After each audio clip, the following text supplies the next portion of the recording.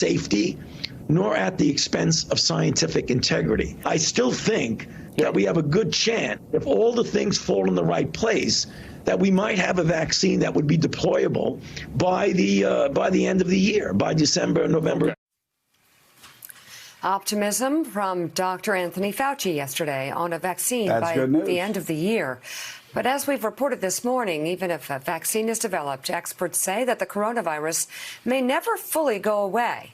COVID-19 is now being equated to an endemic, a disease that sticks around despite efforts to knock it out, like HIV, chickenpox, and measles.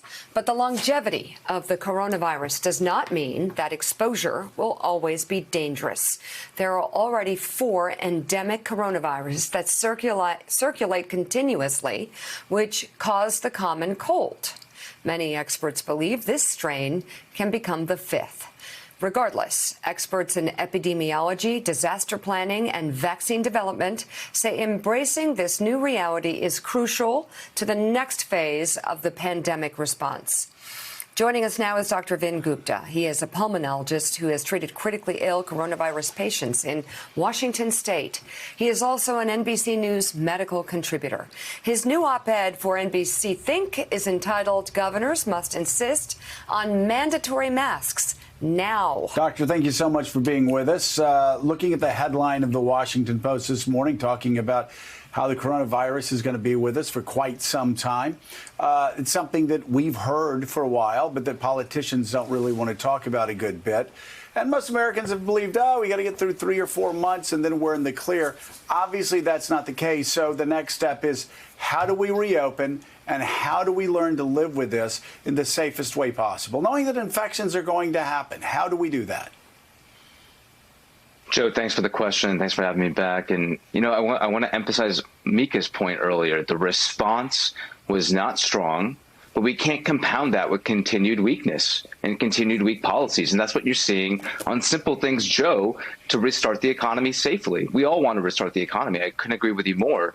But that's why I wrote the op-ed. That's why I've been messaging on this piece on masks. It's the one thing right now, given the current administration's weakness on testing, broader weakness on just public health messaging, it's the one thing we definitely know now that we didn't even know 8 weeks ago that could allow us to re-engage in the workplace, get on the subway, potentially get our children back to school, and mitigate transmission of COVID-19 potentially 12-fold. There's a reason Japan and Hong Kong, these countries and cities, puddle jumps from Wuhan, that are mask-wearing societies in public, barely have any transmission.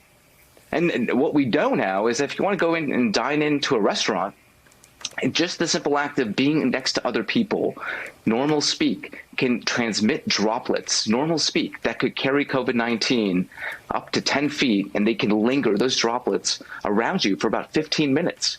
I mean, this is around us. It's coming for all of us unless we mitigate and take common sense measures. And here's the thing.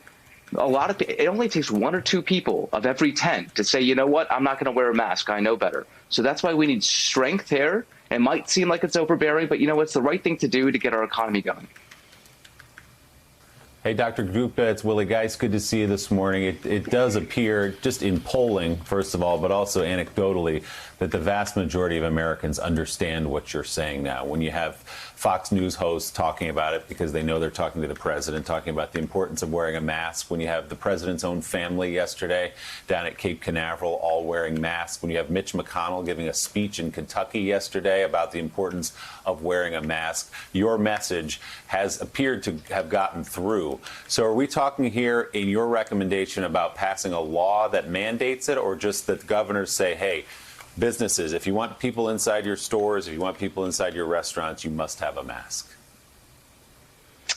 I think we need a law, Willie. And the fact is, we passed laws for banning indoor smoking because we know exposure to secondhand smoke is detrimental to your health. And you can't just rely on recommendations, unfortunately. Behaviors are behaviors. Human beings are peculiar, and a lot tend to be cynical. And I understand why people don't want to wear masks. I don't want to wear a mask if I can avoid it. I'm sure you don't want to wear a mask if you can avoid it. It's frightening to children.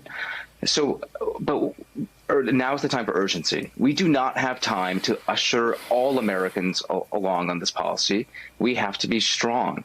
And that's why I think what really got to me was the security guard in Michigan at the Family Dollar store who was trying to require somebody to wear a mask before entering that store. And he got shot and killed. And there's been other stories similar, violence in a Target store in Los Angeles, other similar stories. We can't have this. We need to hold the line, and that's why we need strength there. And just the symbolism of that type of policy will keep infection control at the top of mind at a time when the CDC is saying, oh, hey, by the way, you don't have to worry about cleaning your workspace anymore. That's not the type of message that we need from our public health institutions. We need infection control at the top of mind. Go ahead and keep cleaning your workplace right now, because, you know, that act is going to help us realize we're battling this for the foreseeable future. Dr. Vin Gupta, thank you so much for being on the show this morning and spreading that message. Joe, final thoughts in our final 30 seconds this morning. Well, I just want to follow up. Like people need to understand that masks, there's nothing political about it. Oh, I mean, gosh, no. If you listen again, even to the president's fiercest defender, Sean Hannity, if you listen to Mitch McConnell, it's the right thing to do. And a guy getting shot for wearing a mask, you know, Johnny Cash's daughter, I was talking to Russell Moore with Southern Baptist Church yesterday on Instagram Live, Willie, and he told the story about how Johnny Cash's daughter got abused, yelled at and abused for wearing a mask inside a store. Yep. Yeah, Roseanne Cash, I read that too. Her daughter, I think, got yelled at for wearing a mask. But if we want to stop the death, 100,000 of them, if we want to go back to work, 40.7 million people unemployed over the last 10 weeks, wearing a mask is a good start, as Dr. Gupta says. Well, that does it for us this morning. Stephanie Ruhle picks up the coverage right now. Thanks for checking out MSNBC on YouTube, and make sure you subscribe to stay up to date on the day's biggest stories. And you can click on any of the videos around us to watch more from Morning Joe and MSNBC. Thanks so much for watching.